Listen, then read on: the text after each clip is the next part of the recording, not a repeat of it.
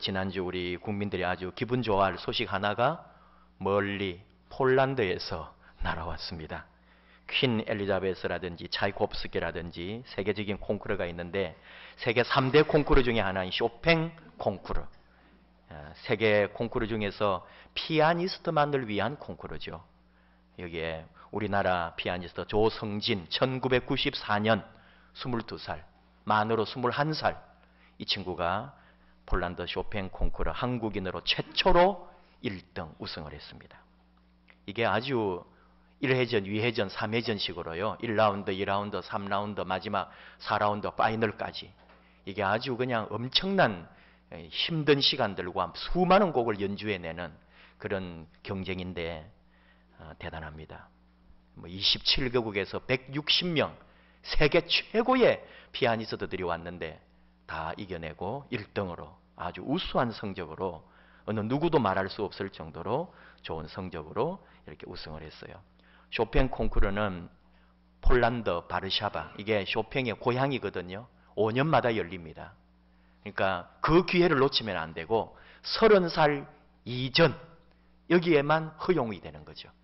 그러니까 얼마나 우리 이 세계의 최고의 젊은이들이 왔는데 참 잘했습니다. 우리 아시아, 일본이나 중국에도 아주 피아니스트들 유명한 친구들이 몇 명 있죠. 음반도 많이 팔리고. 근데 아시아계가 늘 소리 듣는 게 있다면은 피아노는 잘 치는데 기교는 너무 뛰어난데 음악성이 부족하다. 그런 평가를 외국에서는 해요. 그러니까 항상 우리는 2인자로 밀리는 거죠. 우리 아시아는. 10년 전에 우리 임동혁 형제들이 거기가 3등을 했는데 피아노는 정말로 세계 최고로 치는데 음악성이 부족하다. 이런 식으로 하면서 밀리는 거죠. 근데 이 조성진 같은 경우는 뭐 음악성과 기술과 그 모든 것을 겸비한 세계 최고의 수준으로 이번에 우승을 했습니다. 어느 누구도 감히 말할 수 없다 이거죠. 점수표를 보니까 정말 대단합니다. 근데 거기에도 터세가 있거든요. 심사위원이 미는 누군가가 있는 거예요. 그러니까 여기도 보니까 이 조성진에게 1점을 주고요. 1라운드, 이제 3라운드에서 4라운드로 뭐 또는 2라운드에서 3라운드로 가는 것을 자기는 허락하지 않는다. 노에다가 딱 표시를 해놓고요. 그런 사람이 한 명이 있더라고요. 그럼에도 불구하고 16명의 다른 심사위원들이 최고의 점수를 주니까 원래 최고하고 제일 밑에는 떼버리고 하잖아요. 그러니까 이 조성진은 그 최고의 성적으로 이번에 누가 봐도 정말 최고의 음악성과 기술로 1등을 했습니다. 무슨 얘기냐 하면요. 이 젊은 친구지만은 6살, 8살 때부터 피아노를 했으니까 10몇 년이 됐고요. 그 10대 시절에 얼마나 많은 갈등과 어려움이 있었겠냐 이거죠. 근데 그래도 이 친구는 그것들을 잘 이겨내었고 그리고 그 모든 음악을 즐기면서 그러니까 유럽에서 자라거나 서양에서 자라난 아이들처럼 그 음악의 감수성과 자유로움과 자기의 상상력과 자기 나름대로 해석해내는 이런 것들이 너무너무 뛰어나게 그렇게 자라난 거죠. 얼마나 귀한지 모릅니다. 무슨 얘기하고 싶으냐 하면요. 무엇이든지 새롭게 되고 잘하고 더 잘하려면은 기본으로 돌아가야 된다는 거죠. 이 조성진은 처음부터 아마 기본을 잘 갖추었을 것이고 그게 아마 10대 시절에 약간의 갈등과 또는 청소년기에 그 어떤 어려움이 있을 때도 아마 음악의 원초적 본질로 기본으로 항상 돌아갔기 때문에 오늘 이런 세계적인 피아니스트로 그의 이름을 날릴 수가 있게 됐을 거예요. 처음부터 다시 그 얘기를 하는 거예요. 자기를 다듬고 자신을 새롭게 하기 위해서는 처음으로 다시 돌아가야 된다. 오늘 종교개혁 498주년 그런 기념일입니다. 498년, 500년이 지나면요. 아무도 관심이 없는 거예요. 우리 머릿속에 우리의 촉수를 무디게 해버리는 거죠. 왜 종교개혁이 필요했는지, 얼마나 이 종교개혁이 무섭고도 엄청난 사건이었는지, 목숨을 걸어야 하는 비장한 일이었는지 그저 먼 나라에 일어났던 500년 전에 한 일일 뿐인 거죠.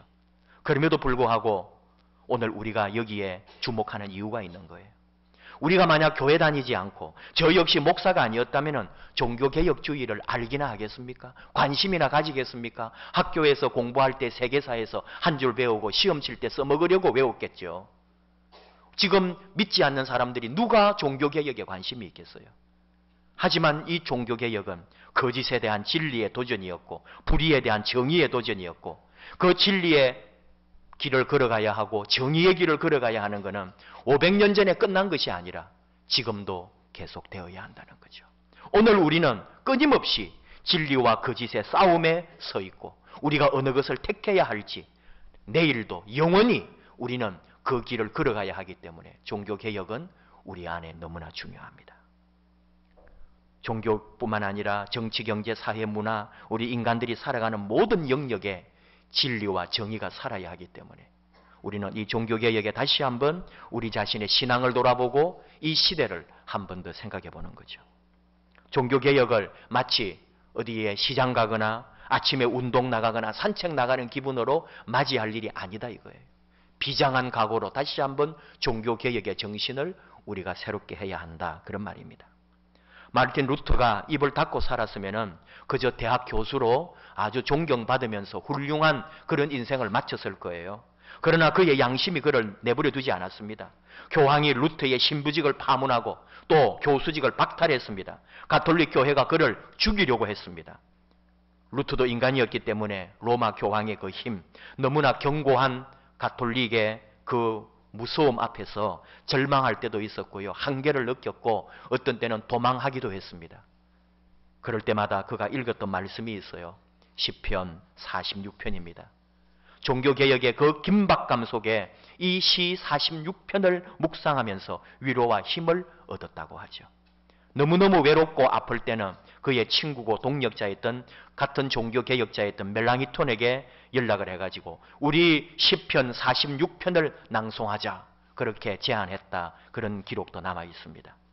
그가 이 말씀을 기초하여 만든 찬송이 바로 우리가 아까 불렀던 찬송 585장 내 주는 강한 성이요 이 찬송입니다. 하나님은 우리의 피난처시요 힘이시니 환난 중에 만날 큰 도움이시라. 그러므로 땅이 변하든지 산이 흔들려 바다 가운데 빠지든지 바닷물이 솟아나고 뛰놀든지 그것이 넘침으로 산이 흔들릴지라도 우리는 두려워하지 아니하리로다. 만군의 여호와께서 우리와 함께 하시니 야곱의 하나님은 우리의 피난처시로다. 와서 여호와의 행적을 볼지어다. 그가 땅끝까지 전쟁을 시게 하시며 활을 꺾고 창을 끊으며 수레를 불사르시는도다. 이러시기를 너희는 가만히 있어 내가 하나님됨을 알지어다. 내가 문나라 중에서 높임을 받으리라. 내가 세계 중에서 높임을 받으리라 하시도다. 만군의 여호와께서 우리와 함께 하시니 야곱의 하나님은 우리의 피난처시로다. 이 46편에 기초하여 참으로 그가 찬양했던 그대로 우리의 하나님, 우리의 피난처시고 환난 중에 만날 도움이시라고 만군의 여호와께서 우리와 함께 하신다고 야곱의 하나님이 우리의 피난처 내 주님은 강한 성이요 내 힘을 의지할 때는 패할 수밖에 없지만 하나님을 의지하고 그분에게 피할 때 진리는 살아서 하나님의 나라는 영원하리라. 그는 노래했던 거죠. 가톨릭 교회 세계에서 가장 강력했던 권력 그 로마 교황청과 싸우면서 그 무시무시한 전쟁을 하던 그 시간 루터는 기본으로 돌아갔습니다. 하나님의 말씀으로 믿음으로 복음으로 자기보다 자기를 도와줄 더 큰 강한 힘을 의지한 게 아니고 자기를 도와줄 어떤 세력들을 의지한 게 아니라 하나님의 말씀으로 돌아가서 내가 왜 이 전쟁을 하고 있는지 지금 이 종교 전쟁에 이끄시는 주인이 누구신지 그 하나님만이 나를 피하게 하시고 그분이 이 전쟁을 이끌어 주실 거다. 처음부터 다시 복음으로 말씀으로 돌아갔다는 거죠. 오늘 주신 말씀은 사도 바울이 고린도 교회에 보낸 편지인 것을 압니다. 참 바울이 고생도 많이 하고 전도하고 선교하는 일에 자기의 모든 것을 바쳤어요. 근데요 아무도 알아주지 않으면 소용없잖아요. 아무리 고생을 많이 하고 아무리 죽을 뻔한 일을 많이 겪어도 아무도 모릅니다. 여기서 우리가 뭘 봐야 되느냐? 예수 믿는 삶의 본질을 봐야 돼요. 우리 다 잘되기 원하고 편안하고 정말 교회 다니고 예수 믿는 이유 중에 하나가 넉넉한 하나님의 은혜를 누리고 별일 없고 그저 무사하면서 하나님의 은혜 많이 받고 잘 되기를 바라는 우리 마음이에요. 누가 그 마음 없겠어요? 근데 예수를 믿고 신앙생활 하는 거는 거기에서 끝나는 게 아니다 이거죠. 사도 바울 보십시오. 자신의 일생을 주 예수 그리스도의 복음을 위하여, 십자가의 복음을 위하여 자기 삶을 다 바치는데 당했던 고난은 어마어마합니다. 매도 맞고 모욕도 당하고, 그리고 배 타고 가면서 일주일 동안 배 안에서 죽을 똥 살 똥 고생하고, 몇 번 죽을 고비도 넘기고, 강도도 만나고 별일을 다 당했어요. 그럼에도 불구하고 그 복음의 길을 그가 걸어갈 수 있는 것은 바로 우리 인생은, 예수 믿는 삶이라는 것은 그렇게 태평스럽게 그게 아니라 이 고난과 십자가와 일로 말로 할 수 없는 어려움 가운데서도 그 복음의 길을 걸어가야 한다는 거예요. 이게 처음부터 다시입니다. 우리 신앙이 회복된다는 것, 종교개혁의 정신을 우리가 다시 한번 생각한다는 것은 그저 예수 믿고 잘되고 편안한 것에 그치는 게 아니라 내 자신을 다시 한번 개혁해야 한다는 말은 바로 예수 안에, 복음 안에 다시 우리가 이 고난의 길을, 이 십자가의 길을 달게 지고 갈 수 있어야 된다는 거죠. 그렇지 않다면 이 종교개혁 해마다 우리에게 온들 아무런 의미가 없는 거죠. 오늘 긴 말씀을 읽었는데 그 중에서도 22절 한 절만 주목을 좀 하려고 합니다. 그들이 히브리인이냐? 나도 그러하다. 그들이 이스라엘인이냐? 나도 그러하다. 그들이 아브라함의 후손이냐? 나도 그렇다. 이 말씀을 한번 봅니다. 이 말씀은 어떻게 보면 히브리인에 대한 자부심이죠. 유대인들이 가지고 있는 자기들의 민족적 우월감이죠. 근데 바울은 지금 그 얘기하는 게 아닙니다. 이게 바울이 복음을 전하는데 같은 유대인이고 같은 동족인데 그렇게 바울을 핍박하는 거예요. 바울이 잘되고 바울이 복음을 잘 전하고 바울이 똑똑하고 바울이 선교하는 일을 착착착 열어갈 때에 그거를 도리어 비난하거나 깎아내리거나 바울의 사상을 의심하는 같은 유대 동족 복음 전하는 사람들이 있었다 이거예요. 그러니까 바울은 또 그 사람들하고 부딪혀가지고 경쟁도 해야 되고 싸워야 되고 그 사람들이 잘못하고 있다는 걸 지적도 하고요. 그런 어려움이 있었던 거죠. 이방 선교하기도 바쁜데 같은 유대 동족으로부터도 어려움을 당했다 이거예요. 그러므로 지금 이 말씀이 뭐냐 하면은 히브리 사람이 그렇게 대단한 거냐 이 말이에요. 유대인이 그렇게 대단한 거냐? 나도 유대인이다. 나도 히브리 사람이다. 나도 아브라함 자손이다. 근데 그래서 뭐 어떻게 됐다고? 그거 아무것도 아니다. 자랑할 거 아니다. 유대인이라고 히브리인이라고 율법 가졌다고 그러지 마라. 우리는 예수 안에 온 세계를 품고 이 세상의 모든 사람이 하나님의 은혜 아래 있어야 될 줄 알고 예수 믿고 구원받을 백성들인 거지. 어찌 유대인만 그렇게 아직까지도 히브리인을 자랑하고 유대인을 자랑하고 이스라엘 사람인 것을 그 선민 사상에 빠져 있느냐. 그 말을 하는 거예요. 이 말씀을 한번 파고 들어가 보면 뭐냐 하면은 우리가 찬양 예배 때 새롭게 성경 읽기 하면서 많이 들은 얘기죠. 히브리라고 하는 게 거의 학자들은 동의합니다. 이게 핫비루에서 왔다고 본다잖아요. 핫비루 또는 앞비루라고도 할 수 있는데 발음은 어떤 식으로도 할 수 있지만은 이 핫비루라고 하는 게 그 옛날에 모세 시대 이전에 벌써 또 아브라함 시대에 이미 핫비루라고 하는 족속들이 있었다 이거예요. 그 사람들이 결국은 히브리 사람들이 아닐까라고 학자들은 추측을 하는데 그 핫비루가 누구냐? 그 당시에 그 중동 지역이나 팔레스타인 지역 그런 쪽에 살던 가장 천민, 하청민, 형편없이 사는 사람들이었다 이거예요. 유목민, 떠돌이 사람들이었고 종살이도 했고요. 용병으로도 갔고요. 노예 생활하던 사람이에요. 애굽에 갔잖아요. 야곱의 자손들이 요셉이 먼저 애굽에 팔려가 있다가 이제 총리가 돼가지고 그의 아버지와 형제들을 70여 명을 다 애굽으로 불러들이죠. 그래가지고 애굽에 가가지고 이제 바로 왕도 아련하고 애굽 사람들에게 이제 소개도 했는데 같이 밥을 안 먹어요. 히브리 사람들 이 야곱의 자손들이 대단해서가 아닙니다. 애굽 사람들이 핫비루라고 같이 밥 안 먹는다고 내보냈기 때문에 따로 밥을 먹었던 거예요. 애굽 사람들이 저런 핫비루, 히브리 사람들 아주 천민으로 여겼단 말이에요. 그 전에 요셉이 팔려왔죠. 근데 주인 아주머니가 요셉을 유혹하잖아요. 그래가지고 요셉이 거부할 때에 도리어 그 주인 아주머니가 요셉을 모함하죠. 남편에게. 당신이 데리고 온 그 히브리 종이 나를 이렇게 했다. 도리어 모함할 때에 바로 그 히브리 종이라는 말이 뭐냐? 바로 저 천민 같은 적에 나를 이렇게 했다. 그런 뜻이에요. 그 히브리어 원문을 분석해 보면.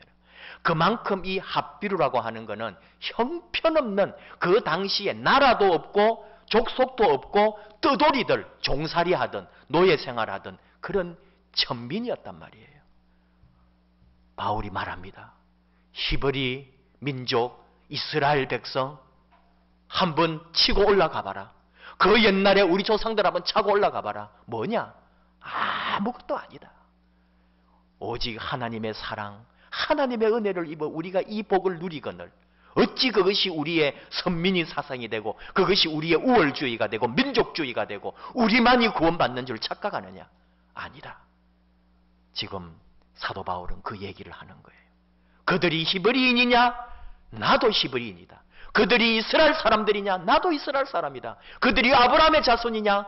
나도 아브라함 자손이다. 그래서 어떡하라고? 아무것도 아니다 그건. 지금 우리가 예수의 십자가 아래 예수 그리스도의 그 은혜의 자리에 나와 있는가? 복음으로 다시 돌아가자. 그 얘기죠. 예수에게로 다시 돌아가자. 그것만이 우리 이 교회를 살리는 길이다. 고린도 교회에 사도 바울이 그 뜨거운 심정으로 보내는 편지입니다. 처음부터 다시 그런 생각을 또 해보는 거죠. 우리 신앙을 생각할 때도 우리 항상 잘 되지 않습니다. 믿음도요, 인생길 가운데 아주 이게 리듬을 타는 거예요. 믿음이 충만해가지고 막 은혜 충만해가지고 막 성경을 보고 말씀을 보고 찬송을 하면 눈물이 날 때가 있는가 하면은 맹송맹송해가지고요, 성경을 읽어도 찬송을 해도 아무런 감흥이 오지 않는, 그때 여러분 어떻게 하시렵니까? 그렇게 그냥 사실 건가요? 처음부터 다시 돌아가야 되는 거예요. 내 신앙의 가장 절정일 때, 내 믿음이 가장 절정일 때, 내 삶이 하나님 앞에 가장 아름다웠던 그 시절로 돌아가야 한다는 거예요. 그것이 개혁입니다. 내일부터 코리안 시리즈가 시작됩니다. 야구 광이 있으신지 모르겠는데요, 제 친구 중에 한 명은 야구 광입니다. 아마추어 야구단을 20여 년 이상 이끌어오고 있고, 이번에 KBO와 함께 아마추어 야구단을 지금 결성했고 여러 가지로 활동을 많이 하는 친구가 있는데, 내일 대구에 내려간다네요. 그래서 야구 보러 간대요. 그렇게 봐야 이 사람은 속이 시원한 거예요. 또 잠실에 오면 또 잠실에서도 볼 거예요. 또 세계적인 야구 선수들 우리나라가 또 배출하지 않았어요. 일본에 가서 하는 이대호라든지, 미국에 지금 추신수, 강정호 지금 이제 부상 입어 이렇게 있는데, 이 사람들도요 항상 잘하는 게 아니에요. 여러분도 보시지 않아요? 잘할 때는 너무너무 잘해요. 근데 안 될 때는 13타수 무안타 막 이런다고요. 일주일 내내 안타 한 개도 못 칠 때도 있는 거예요. 그렇게 천재들인데, 야구의 신인데 안 될 때는 안 된단 말이에요. 얼마나 답답하겠어요. 이때 사람들이 뭐 하는지 아십니까? 야구가 안 돼서 아무리 해도 안 돼요. 그들은 뒤에서 뭐 하느냐? 기본으로 다시 처음으로 돌아갑니다. 방망이 다시 잡고 자기가 가장 편안하고 잘하던 자세, 그 자세 연습을 계속 그것만 하는 거예요. 너무너무 유치할 정도로 그냥 배트를 휘두르는 그 스윙 연습만 하는 거예요. 제가 골프는 잘 모르고 하지 않습니다만 골프도 그렇지 않아요? 잘 될 때가 있는가 하면은 세계적인 선수들도 형편없이 될 때가 있어요. 중간에 하다가 그냥 탈락도 해버려요. 그때 그 사람들이 가서 뭐 할까요? 다시 기본으로, 처음으로 다시 돌아가는 거예요. 제일 기초부터 돌아가는 거죠. 그리고 그 스윙하는 연습, 다시 그것만 하는 거죠. 그리고는 다시 나오는 거예요. 처음부터 다시. 우리 신앙도 그렇더라 이거예요. 종교개혁이라고 하는 게 왜 귀하냐. 이렇게 1년의 막바지에 이제 한 달, 두 달 딱 남겨놓고 이 종교개혁주일에 우리가 다시 한번 우리를 돌아봐야 돼요. 내 신앙을 점검해야 돼요. 나의 한 해 동안 살아오면서 지금 느슨해질 대로 느슨해지고 떨어질 대로 떨어져 있는 내 믿음을 다시 한번 일으키고 회복해야 할 때가 이 종교개혁주일입니다. 내 삶을 개혁하고 바꾸어야 할 때, 내 신앙을 새롭게 해야 될 때, 최고의 좋은 그 시절을 내가 다시 한번 돌아가는 거죠. 다 기본으로 돌아갈 때, 말씀대로 돌아갈 때 됐어요. 사도 바울이 이 고린도후서 1장에서 처음에 이렇게 말해요. 우리는 우리 자신이 사형 선고를 받은 줄 알았으니 이는 우리로 자기를 의지하지 말고 오직 죽은 자를 다시 살리시는 하나님만 의지하게 하심이라. 아주 편지 서두에 그런 말을 하는데 그것도 자기가 이제 많은 어려움 있을 때 얘기해요. 정말 죽을 뻔했고요. 마치 사형 선고를 받아가지고 내가 사형을 당하는 것처럼 그런 죽음의 순간들이 있었다 이거예요. 근데 하나님이 왜 그렇게 하셨느냐? 내가 선교하고 하나님을 위하여 내 목숨을 내어놓고 하나님을 위하여 살아가는 나에게 왜 그런 고통과 어려움을 주셨느냐? 그가 깨달았다는 거죠. 자기 자신을 의지하지 말고 죽은 가운데서 다시 살리시는 하나님만 의지하게 하시려고 나에게 그런 어려움과 고난과 죽음의 고통까지도 주셨다. 그런데 바울은 그걸 또 이겨내고 그 죽음의 자리에서 오직 하나님만 바라보고 나왔다는 거예요. 그것이 처음부터 다시입니다. 다른 거 하나도 의지할 것도 없고 오직 하나님만 의지하는 거죠. 위대하신 성인 프란체스코 같은 경우도 정말 하나님의 말씀을 받은 그날 그 말씀 받은 그대로 그는 살아버렸어요. 어떤 거냐 하면은 예를 들어 마태복음 10장 8장 8절 9절 너희가 그저 받았으니 그저 주라. 너희 전대에 금이나 은이나 돈을 가지지 말고 그냥 그렇게 살아버리는 거예요. 자기 옷 다 벗어져 버리고 신발 다 벗어져 버리고 하나님 말씀 받은 그대로 네가 그저 받았으니 그저 주어라. 너의 돈 너의 뭐 이런 거 주머니에 차고 있지 마라. 다 줘버리는 거예요. 일평생을 그렇게 프란체스코는 살은 거죠. 그래서 오늘 우리에게 성인으로 초앙을 받는 거예요. 그대로 말씀 그대로 본질 그대로 돌아가 버리는 거죠. 교회도 마찬가지입니다. 우리 교회를 어떻게 할까요? 말이 많이 있을 수 있지만 답은 하나밖에 없어요. 원초적 교회로 돌아가자. 사도행전의 교회로 돌아가자. 사도행전 2장 42절에서 47절에 나오는 바로 그 초대교회의 원형으로 우리가 끊임없이 닮아가려고 하나님 주신 교회 그대로 처음 교회 그대로 우리가 닮아가고 그걸 따라가는 거죠. 처음부터 다시 그 교회로 우리가 새로 시작하는 거죠. 어제 정책당회를 통하여 내년도 우리 교회에 중점적으로 같이 모든 성도님들과 함께 가려고 하는 게 바로 초대교회의 정신으로 돌아가자. 사도행전적 교회로 발걸음을 다시 떼자. 그렇게 우리가 결의를 하고 그런 쪽으로 저와 여러분이 함께 걸어가려고 그래요. 교회의 본질로 돌아가지 않고는 지금 우리 교회 35년 이제 36년 역사 가운데 정말로 지금 가장 약해질 대로 약해지고 침체할 대로 침체해져 있는 이때 우리가 교회의 본질을 회복하고 처음부터 다시 우리 교회가 가장 잘 될 때에 거기로 다시 우리가 걸어가자는 거죠. 우리 개인도 마찬가지입니다.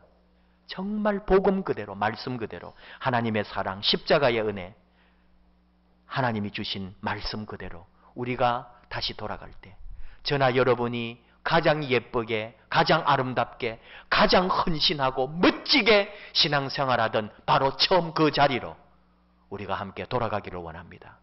오늘 종교개혁주일에 내 삶을 한 번 더 깊게 볼 수 있고 내 인생을 바꿀 수 있다면 내가 최고의 믿음의 자리에 서 있던 그 아름다운 처음의 그 시간으로 돌아가도록 저와 여러분이 더욱 하나님 앞에 서기를 원합니다.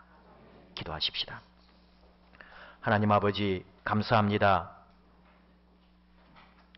마르틴 루터를 통하여 498년 전 이 땅에 새로운 교회를 시작하게 하시고 우리가 그 개혁의 교회 정신 가운데 지금까지 지나게 하심을 감사합니다. 하지만 오늘 우리 교회가 개혁교회가 도리어 더 많이 개혁되어야 할 불의와 부정과 허물을 얼마나 많이 가지고 있는지요. 세상이 외면해버린 교회, 세상 사람이 믿지 않고 따르지 않는 교회가 되지 않았는지 우리 자신을 철저히 반성하면서 아버지, 내 자신이 먼저 하나님 앞에 다 내려놓기 원합니다. 처음 신앙으로, 처음 교회의 모습으로, 처음 주신 그 십자가의 사랑 앞에 우리가 되돌아가기 원합니다. 자기를 의지하지 말고 오직 하나님만 의지하게 하셨던 그 말씀대로 우리도 나를 의지하지 말고 하나님만 바라보는 원초적 신앙으로 다시 한번 우리를 회복시키시고 우리를 이끌어 주시옵소서. 우리 교회가 처음 그 교회처럼 사도행전적 교회로 다시 한번 발돋움하려고 할 때에 하나님 함께해 주시고 이 시대, 이 역사 가운데 하나님의 사명을 제대로 감당하는 하나님의 교회로 우리 교회를, 하나님의 성도들로 우리 성도님들을 세워 주시옵소서. 예수님의 이름으로 기도하옵나이다. 아멘.